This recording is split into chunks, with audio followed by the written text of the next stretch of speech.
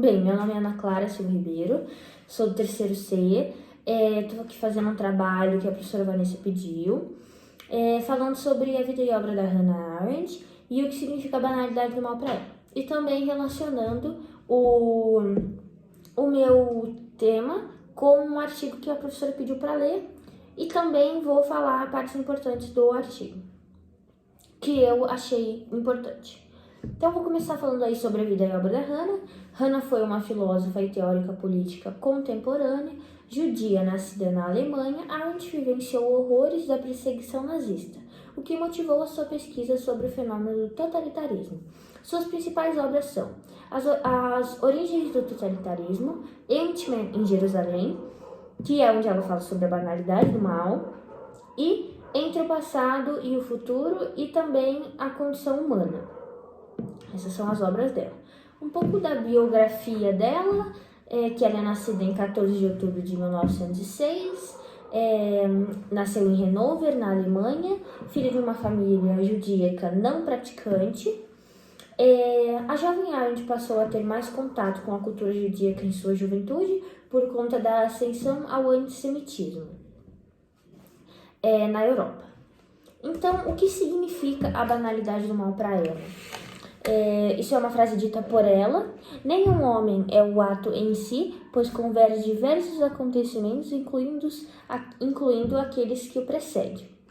Então, segundo Hannah, a banalidade do mal é o fenômeno de recusa do caráter humano do homem, alicerando na negativa da reflexão e na tendência em não assumir a iniciativa própria dos seus atos. A violência e a dominação social e política são conceitos relacionados ao processo descrito por Hannah, assim como o conceito de ética.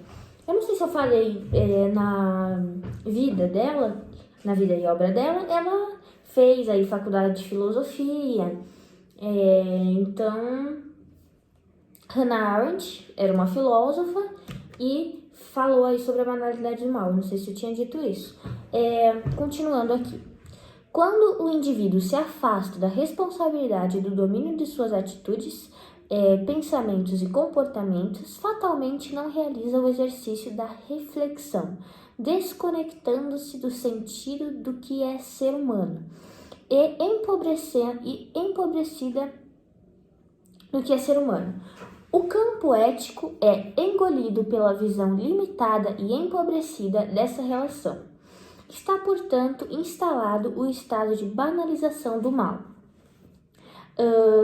no qual nem a violência nem a agressividade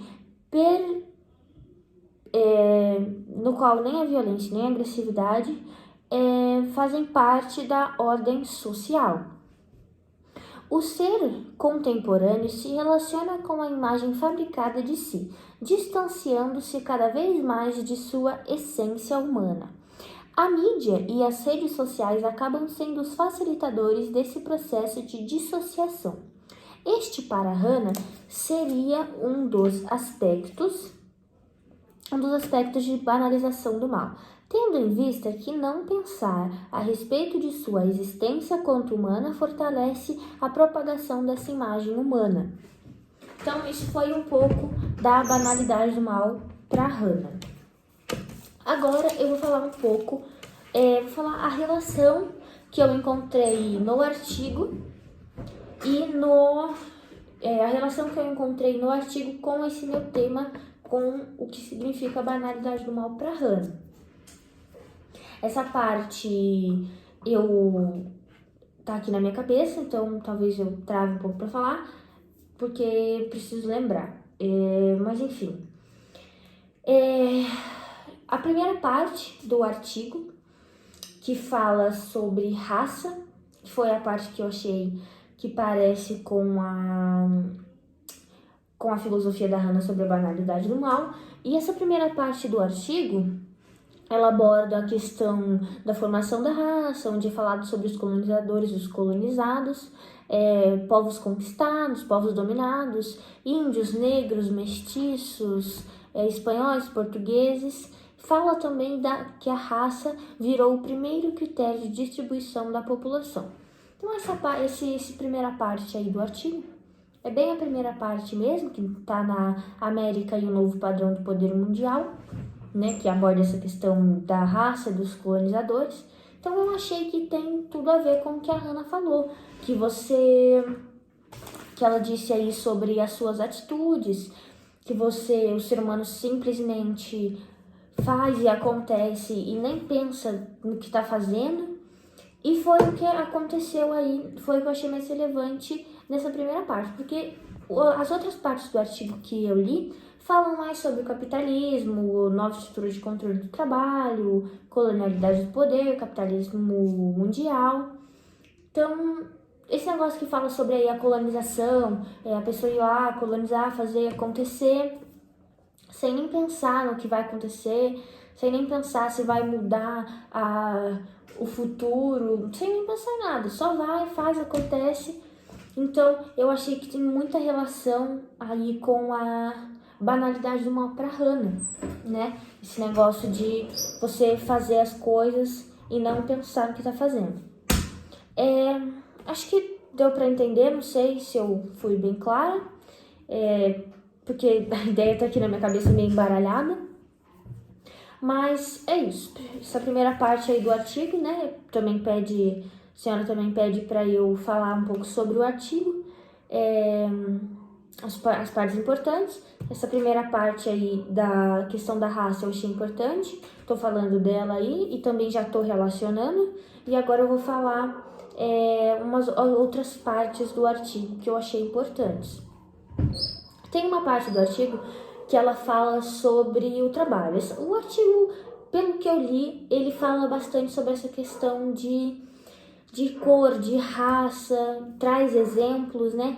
De se você ser filha de mestiço, por exemplo, aí no capitalismo, estrutura do controle de trabalho, ser filha aí de uma ex-escrava, por exemplo, você já é meio que tirado da sociedade. Então, o artigo, ele dá os títulos, né? E também já dá uns exemplos ótimos. Então, eu vou falar aí sobre o capitalismo, nova estrutura de controle do trabalho, que ela fala da configuração de um novo padrão global de controle do trabalho, com caráter capitalista, e fala do estabelecimento novo, original e singular do capitalismo mundial. E também fala sobre essa questão, dá o exemplo dessa questão do trabalho que eu acabei de dizer, né? Dessa irregularidade de tirar a pessoa menos favorecida do meio ali, né? E aí tem a colonialidade do poder e capitalismo mundial. Também achei relevante aí que é a distribuição, faz uma distribuição racista do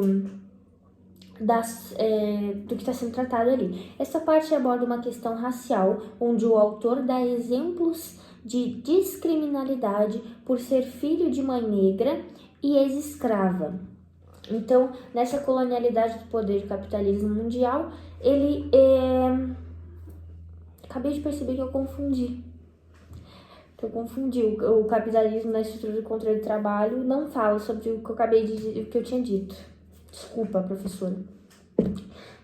Na verdade, o que eu disse sobre essa questão de mãe escrava e desigualdade está na colonialidade do poder do capitalismo mundial. Então, vou ler de novo aqui. Distribuição racista. Essa parte aborda uma questão racial, onde o autor dá exemplos de discriminalidade por ser filho de mãe negra e ex-escrava. E fala também que a distribuição racista do trabalho manteve-se ao longo de todo o período colonial. Então, na verdade, é nesse capítulo que fala aí sobre essa questão de distribuição racista do trabalho. Então, como eu já havia dito, questão das mães negras e tudo. Então, eu achei bem importante essa parte do artigo e decidi aqui comentar sobre ela. E já no capitalismo na estrutura de controle do trabalho, que eu confundi, eu vou falar de novo, que ele fala da configuração de um novo padrão global de controle, que eu acho que esses capítulos eles estão meio que ligados, né? Porque isso fala da configuração de um padrão global de controle, que é meio que você controlar aí o padrão de como as coisas acontecem E aí vem essa questão da colonialidade, de você fazer essa desigualdade, e o artigo fala muito sobre isso. Então, peguei esses 2 capítulos aí para falar sobre eles, que eu achei importante, o capítulo da raça também, e eu acho que, pelo tempo que a senhora me deu para fazer, ficou razoável aí. Muito obrigada.